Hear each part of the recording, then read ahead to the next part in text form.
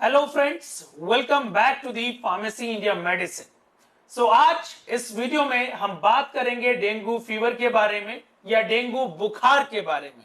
आखिरकार dengue fever होता क्या है, हम इसको कैसे पहचान सकते हैं, यानी कि सिम्टम्स क्या क्या होते हैं और कैसे डायग्नोस करें, यानी कि कौन कौन से लैब में टेस्ट किए जाते हैं और इसका इलाज कैसे किया जाए और कौन कौन सी दवाई हम इस्तेमाल कर सकते हैं, यानी कि दिन में कितनी बार कोई दवाई ली जाए, क्या उसके साइड इफेक्ट हैं, इस वीडियो में जानेंगे। सो अगर आप किसी भी मेडिकल बैकग्राउंड से जुड़े हुए हैं तो ये वीडियो आप लोगों के लिए बहुत महत्वपूर्ण होने वाला है। पूरी वीडियो में बने रहिएगा। सो चलिए शुरुआत करते हैं। सबसे पहले आखिरकार डेंगू बुखार क्या होता है, व्हाट इज डेंगू। तो यहां पर जैसा कि बोला गया है, dengue fever is a deadly disease जो कि मॉस्किटो के काटने से या उसके इन्फेक्शन से होती है। याद रखिएगा, ये एक तरह का वायरस बोला गया है, ये मच्छर के काटने से होता है और इसकी भी एक पर्टिकुलर स्पीशीज एडीज स्पीशीज से ये फैलता है। अब आगे बढ़े कि डेंगू बुखार को आखिरकार हम पहचान कैसे सकते हैं। अगर आपके सामने कोई पेशेंट है, अगर उसको अचानक से बुखार की शिकायत है, यानी 40 डिग्री सेल्सियस या फ़ारेनहाइट जब आप उसको थर्मामीटर से नापेंगे तो उसका टेम्परेचर अगर 104 से ऊपर है या 103 तो कहीं ना कहीं उसका डेंगू का लक्षण है। सर में दर्द होना बहुत ज्यादा, जैसे सर में कोई हथौड़ा मार रहा है, थ्रोबिंग बोलते हैं उसको। जोड़ों में, आखिरकार घुटनों में जो ये उंगलियों के जो जॉइंट्स होते हैं उनमें दर्द होना, आंखों के पीछे दर्द होना, पेन बिहाइंड द आईज, सूजन होना पैरों में हाथों में, और जी मचलना मतलब इंडाइजेशन, उल्टी जैसा मन करना, रैशेस और थकान जैसा फील करना, जैसे टायर्डनेस, बिना कुछ किए आपको थकान होने लगती है।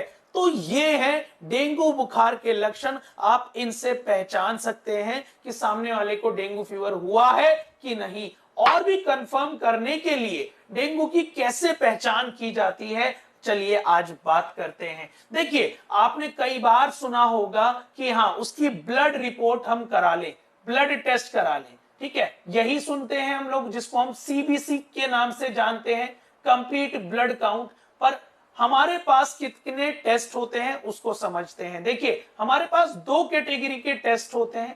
पहला होता है डायरेक्ट टेस्ट, दूसरा होता है इनडायरेक्ट टेस्ट। देखिए, डायरेक्ट टेस्ट में हम वायरस को एंटीजन की मदद से आइडेंटिफाई करते हैं या उसका जेनेटिक सिग्नेचर देखकर। अब इसमें कौन कौन से हो जाते हैं, डेंगू NS1 एंटीजन और डेंगू RT-PCR टेस्ट। ये कब किया जाता है, ये मेनली जब आपको सिम्टम्स दिखने लगते हैं उसके 5 दिन के भीतर भीतर हमें ये टेस्ट करना होता है। दूसरा RT-PCR, सिम्टम्स के 5 से 7 दिन के भीतर भीतर ये टेस्ट हमें करना है, ठीक है। ये तो आते हैं हमारे डायरेक्ट टेस्ट में। अब इनडायरेक्ट टेस्ट की बात करें, इनडायरेक्ट टेस्ट में हमारी बॉडी या हमारा शरीर कैसा रेस्पॉन्स कर रहा है वायरस के अगेंस्ट, और इसमें हमारे 3 टेस्ट आते हैं।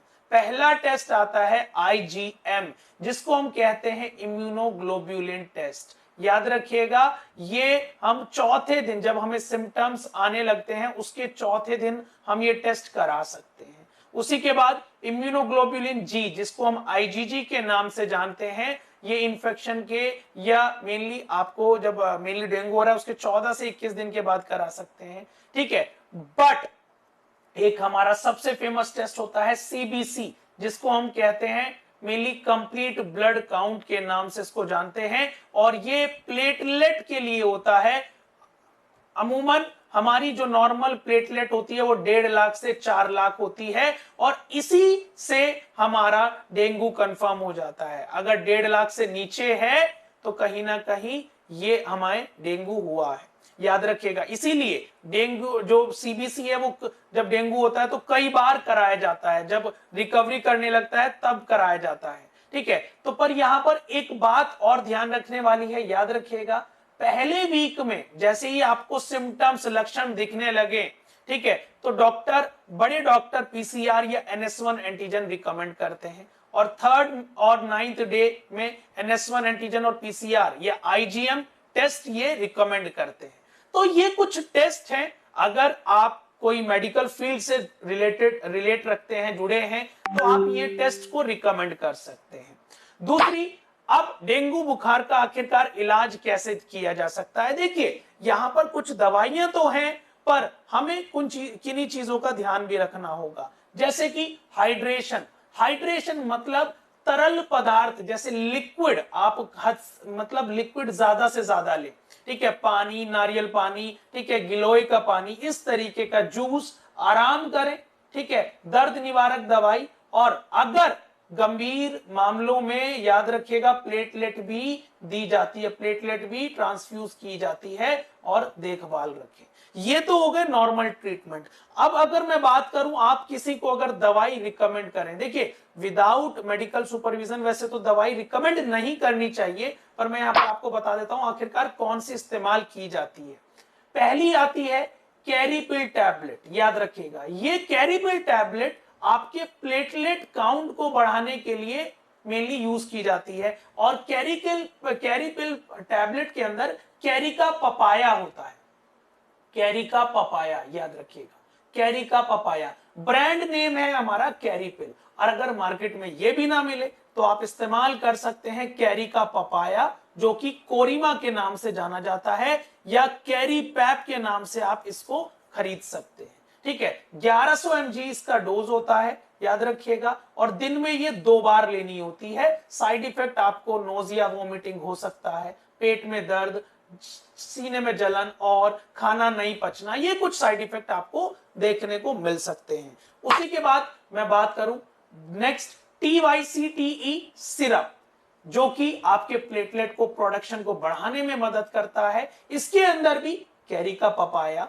ठीक है, एलोवेरा, आंवला, हरी टाकी, ये बहुत कुछ इसके अंदर इंग्रेडिएंट होता है, ठीक है। इसमें डोसेज की बात करें, अगर एडल्ट है, चिल्ड्रन है, 12 साल से ऊपर है, तो 10 ml 2 बार लें दिन में। अगर चिल्ड्रन है 12 साल से छोटा है तो 5 ml लें, क्वांटिटी थोड़ा सा कम कर दें। तो ये है दूसरा मेडिसिन। तीसरी बात करूं, आप यूज कर सकते हैं क्लेवेम टैबलेट। क्लेवेम 625, ये एक तरह का मैं कह दूं, ठीक है, इन्फेक्शन में, आपके वायरस में इसको खत्म करने के लिए इस्तेमाल की जाती है, ठीक है। 625 mg डोज 2 बार यूज की जा सकती है एक दिन में, ठीक है। अगर आपको क्लेवेम के नाम से नहीं मिलती है तो मैंने यहां पर आपके सामने कुछ अल्टरनेटिव डाले हैं, ये मार्केट से आप ले सकते हैं। अगर आपको क्लेवेम नहीं मिल रहा है तो ये आपके सामने यहां पर दी गई है। तो आई होप आपको बहुत अच्छा लगा होगा इस वीडियो को देखने में, ठीक है, आप लोगों को समझ में आया होगा कि आखिरकार डेंगू क्या होता है, कौन सी दवाई और क्या क्या चीजें हमें करनी चाहिए। इसी तरह से जुड़े रहें फार्मेसी इंडिया के साथ, और फार्मेसी इंडिया ऐप जरूर डाउनलोड करें, और फार्मेसी इंडिया मेडिसिन डिक्शनरी आपको वहां पर मिल जाएगी। जुड़े रहें। टिल देन, जय हिंद, जय भारत।